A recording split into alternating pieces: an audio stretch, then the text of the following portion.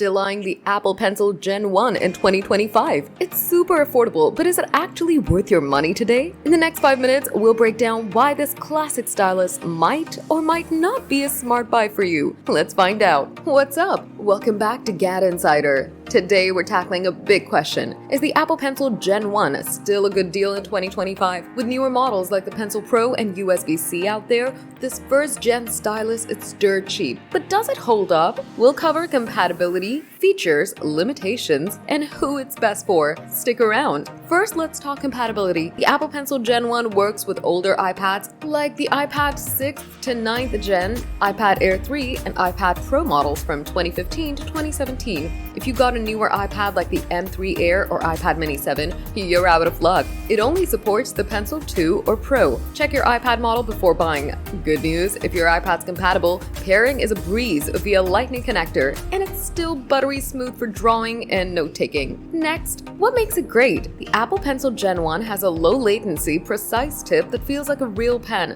perfect for artists, students, or anyone jotting notes. It's pressure-sensitive, so your lines get thicker or thinner based on how hard you press, which is awesome for sketching. At $99 retail, or as low as $50 used, it's a steal compared to the $129 Pencil Pro. Plus, it's got solid battery life, lasting about 12 hours per charge. Now the drawbacks. The Gen 1's design is dated. Charging it via your iPad's Lightning port or an adapter is clunky. No magnetic charging like newer models. It also lacks features like double tap to switch tools or the hover function on the Pencil Pro, and that glossy finish. It's a fingerprint magnet. If you're a pro artist needing advanced features, you might feel limited. Also, Apple's phasing it out, so repairs or replacements can be tricky down the line. So who should buy it? The Apple Pencil Gen 1 is perfect for budget-conscious users with compatible iPads, students taking notes, casual artists, or anyone dipping their toes into digital drawing would love its precision and price. If you don't need the fancy extras of newer models and your iPad's a match, it's a no-brainer. But if you've got a newer iPad or need pro-level features,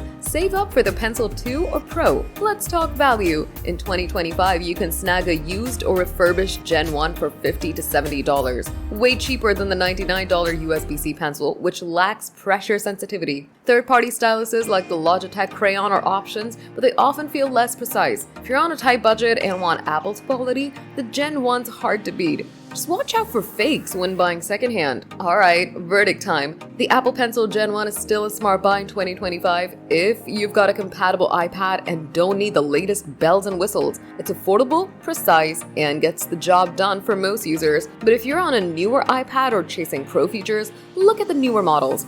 Weigh your needs and budget, and you'll make the right call. If this helped you decide, hit that like button and subscribe to GadInsider for more honest tech reviews. Drop a comment. Do you still use the Apple Pencil Gen 1, or are you upgrading?